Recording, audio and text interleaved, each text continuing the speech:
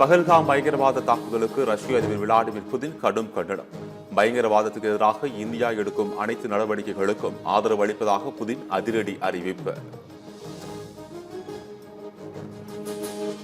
மத்திய பாதுகாப்புத்துறை செயலருடன் பிரதமர் மோடி அவசர ஆலோசனை. இந்தியா பாகிஸ்தான் இடையே பதற்றமான சூழல் நிலவி வரும் நிலையில் முக்கிய ஆலோசனை என தகவல்.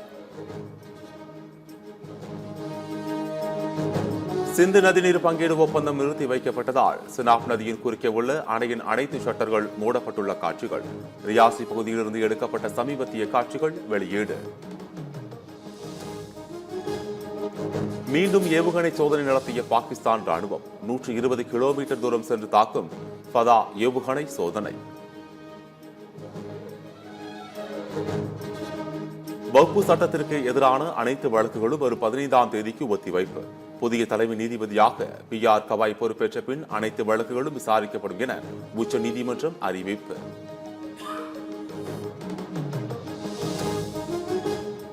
பொறியியல் படிப்புகளுக்கான விண்ணப்பங்கள் நாளை மறுநாள் முதல் வழங்கப்படும். ஜூன் 6ஆம் தேதி வரை விண்ணப்பிக்கலாம் என தொழில்நுட்ப கல்வி இயக்குநரகம் அறிவிப்பு. திமுக ஆட்சி எப்போதெல்லாம் வருகிறதோ அப்போதெல்லாம் வணிகர்கள் தாக்கப்படுகின்றனர். எதிர்க்கட்சித் தலைவர் எடப்பாடி பழனிசாமி விமர்சனம். வணிகர்களுக்கு பாதிப்பு ஏற்படுத்தும் அந்நிய முதலீட்டு மசோதாவை திமுக ஆதரித்ததாக EPS குற்றச்சாட்டு. வணிகர்களுக்கு இடையே திமுக எப்போதும் பிரச்சனையை உண்டாக்குவதாகவும் விமர்சனம். கோவை மாவட்ட மலைப்பகுதிகளிலும் நீலகிரி, தேனி, திண்டுக்கல் மாவட்டங்களில் நாளை கனமழைக்கு வாய்ப்பு. சென்னையில் இன்றும் நாளையும் இடி மின்னலுடன் கூடிய மிதமான மழைக்கு வாய்ப்புள்ளதாக வானிலை மையம் தகவல். நீட் தேர்வு எழுத வந்த மாணவர்களிடம் காட்டப்பட்ட கெடுபிடிகள் ஏற்புடையதல்ல என சீமான் கண்டனம். மூக்குத்தி, தோடு ஆகியவற்றில் பெட் எடுத்து சென்று தேர்வு எழுத முடியுமா என கேள்வி. ஒகேனக்கல் காவிரி ஆற்றில் பிழைத்த 2 இளைஞர்கள் நீரில் மூழ்கி உயிரிழப்பு. ஆழமான பகுதியில் சென்றதால் நேர்ந்த விபரீதம்.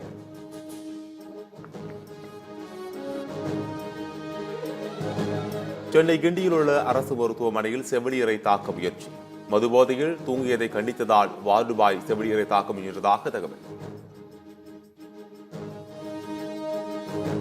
IAS அதிகாரி சகாயத்திற்கு ஏன் காவல்துறை பாதுகாப்பு வழங்கவில்லை? பாதுகாப்பை திரும்ப பெற்றது ஏன் என விளக்கம் அளிக்கவும் தமிழக அரசுக்கு மதுரை மாவட்ட நீதிமன்றம் உத்தரவு. சிலை கடத்தல் தொடர்பாக CBI விசாரணை பற்றி பொன் மாணிக்கவேல் பேட்டி அளிக்கக்கூடாது. CBIக்கு எதிராக பேசி வருவதாக குற்றச்சாட்டு எழுந்த நிலையில் உச்சநீதிமன்றம் உத்தரவு. நடிகர் கவுண்டமணியின் மனைவி காலமானார். உடல்நலக் குறைவுக்கு சிகிச்சை பெற்று வந்த நிலையில் உயிர் பிரிந்தது. கோவை டாப்ஸ்லிப் பகுதியில் மலையேற்றத்தில் ஈடுபட்ட கேரள மாநிலத்தைச் சேர்ந்த மருத்துவர் மூச்சு திணறி உயிரிழப்பு. ஆனைமலை போலீசார் விசாரணை. கூடலூர் அருகே வீட்டு சுவர்களை இடித்து சாலையில் இருந்த வாகனங்களை சேதப்படுத்தி சென்ற காட்டு யானையால் பரபரப்பு. யானையின் அட்டகாசத்தால் அச்சமடைந்த பொதுமக்கள் அங்கும் இங்கும் ஓட்டம். பாகிஸ்தானில் பல்வேறு பகுதிகளில் மிதமான நிலநடுக்கம். ரிக்டர் அளவுகோலில் 4.2 பதிவானதாக புவியியல் ஆய்வு மையம் தகவல்.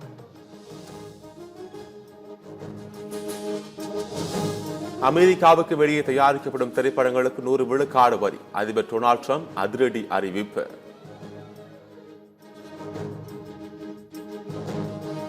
இங்கிலாந்துக்கு எதிரான டெஸ்ட் தொடரில் துணை கேப்டனாக சுப்மன் கில்லை நியமிக்க வாய்ப்பு. பும்ரா துணை கேப்டனாக நியமிக்கப்படலாம் என எதிர்பார்க்கப்பட்ட நிலையில் கில்லுக்கு வாய்ப்பு வழங்க BCCI ஆலோசனை.